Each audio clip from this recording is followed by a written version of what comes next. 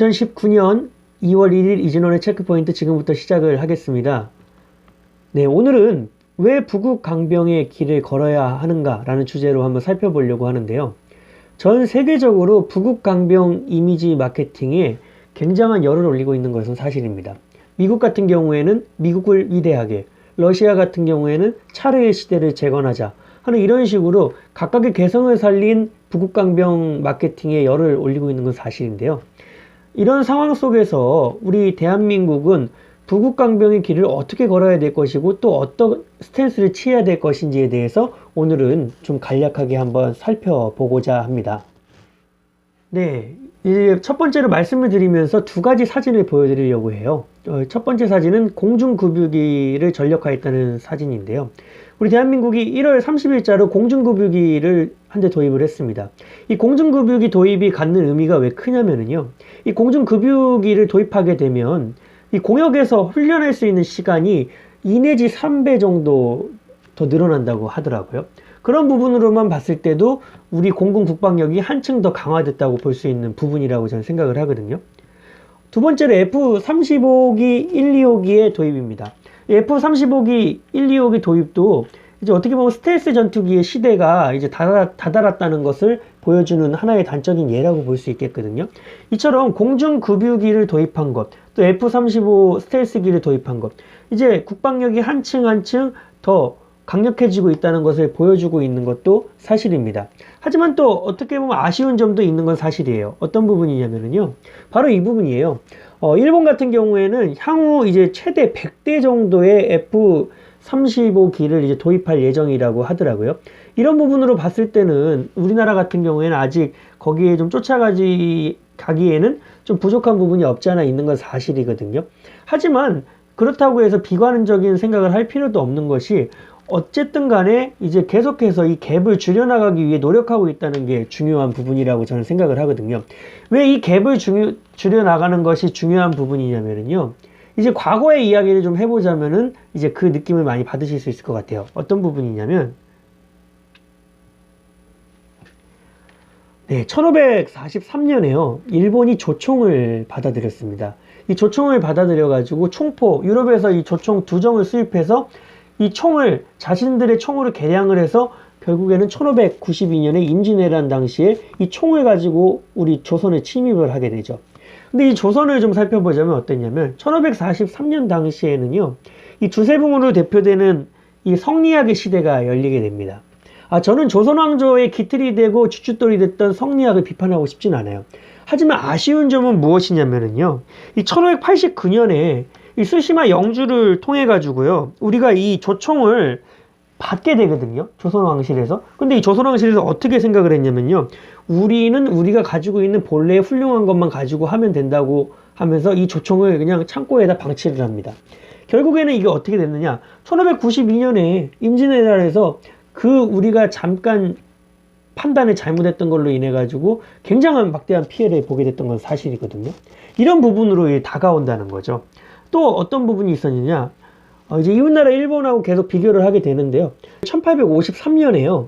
이제 페리 제독이 일본과의 개항을 하기 위한 그런 요구를 해옵니다. 그때 우리가 잘 알고 있기로는 페리 제독이 뭐 포를 2발을 쐈더니 일본이 무조건 항복을 하고 문을 열었다 그러는데 그런 식으로 하지 않았다고 하더라고요. 잘 살펴보면 이 그림을 통해서 알 수 있는데요. 이 미니 증기기관차입니다. 미니 증기기관차를 페리 제독이 가지고 일본에 들어가서 이런 증기기관이 있다는 것을 보여주죠. 새로운 문명이었던 거예요. 놀라움을 금치 못한 일본은 이때부터 시작해서 산업화라는 그런 과정을 밟게 됩니다. 결국에는 우리는 그 이후에 그런 기회가 또 있었던 건 사실이지만 어떻게 보면 이제 척화 정책이라고 해서 이런 것으로 인해서 좀 배척되고 이랬던 부분이 있었는데 일본은 이런 신문명을 좀 빨리 받아들이고 빨리 답습을 해가지고 결국에는 일본 제국주의 시대를 열었습니다. 우리에게 있어서 일제강점기 굉장히 치욕적이고 굴욕적인 사안이지만 어쨌든 간에 그런 과정까지 밟을 수 있었는데 이들은 먼저 빨리 밟았다는 데 있었던 거죠. 이런 과정을요. 그래서 결국에는 무엇이냐면요. 제가 앞서서 부국강병의 이야기를 하다가 이야기를 하게 된 게 바로 이 말씀을 드리고 싶어서였어요. 파워 오브 밸런스입니다. 힘의 균형이죠. 우리는 이제 북한과 대치하고 있는 상태이기 때문에 이제 국방력이나 국방 정책 자체를 북한 이제 대북관에 이렇게 좀 반영을 해야 되는 것도 사실이지만 또 그 이외에도 우리 주변 국가들과의 관계에도 이게 크게 작용을 한다는 것을 기억을 해야 되거든요. 중국이라든지 일본 같은 경우인데요. 중국 같은 경우에는 카디즈 가끔씩 침범을 하고 있고 또 일본 같은 경우에도 이번에 초계기를 통해 가지고 우리 구축함 위협하지 않았습니까? 이런 부분들 다 군사력의 이런 밸런스가 잡히지 않았기 때문에 어느 정도 자신들이 우세하다고 생각하기 때문에 우리 쪽에 그런 행동을 하는 부분도 있거든요. 그렇기 때문에 우리가 지금껏 해왔던 그런 모든 것들은 해야 된다는 부분이에요. 어떤 것이냐? 이제 군사 훈련 같은 게 되겠죠. 군사 훈련도 체계적으로 뭐 한미 동맹의 그런 결속력을 보여주는 것이기도 하고 또 우리 군이 그런 실질적인 훈련을 통해 가지고 또 국방력을 계속해서 한층 키워나간다는 걸 보여주는 것이기도 하거든요. 그렇기 때문에 그런 훈련과 함께 군비 증강도 같이 병행을 해서 이런 힘의 균형을 이룰 때 우리도 똑같이 같이 해서 발전을 해가 나갈 수 있는 겁니다. 향후에 이렇게 힘이 약해지고 계속 그러다 보면은요, 이런 도발행위 더욱더 강력해질 겁니다. 또 그냥 시도 때도 없이 도발할 수 있는 부분도 있을 거라고 저는 봐요. 그런 부분에 있어서 우리는 이제 국방력이나 이런 안보, 이런 국방이 튼튼한 나라여야 경제가 또 같이 병행이 되는 부분도 있거든요.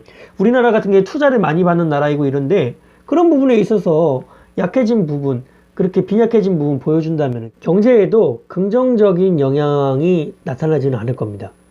그렇기 때문에 부국강병이라는 그런 개념이 중요한 겁니다. 네, 오늘 부국강병에 대한 이야기 나눠봤습니다. 왜 부국강병의 길을 걸어야 하는가 말씀드린 바와 같습니다. 우리는 힘의 균형을 이룰 때 진정으로 우리가 국제사회에서 영향력을 행사할 수 있다고 저는 생각을 합니다. 그리고 그런 힘의 균형을 이루고 국방력이 강화돼야만 이런 일련의 도발이라든지 이런 것들도 줄어들 수 있다고 생각을 하고 있고요. 또 그것이 경제에도 큰 영향을 미친다고 저는 생각을 하고 있습니다. 그렇기 때문에 우리 정부는 왜 부국강병의 길을 걸어야 되는지에 대해서 다시 한번 명확하게 짚어보고 이렇게 군사훈련을 축소하는 것만이 평화를 위한 길이 아니다 하는 것을 좀 강력하게 좀 인지를 하셨으면 좋겠습니다. 2019년 2월 1일 이진원의 체크포인트 방송 마치도록 하겠습니다. 감사합니다.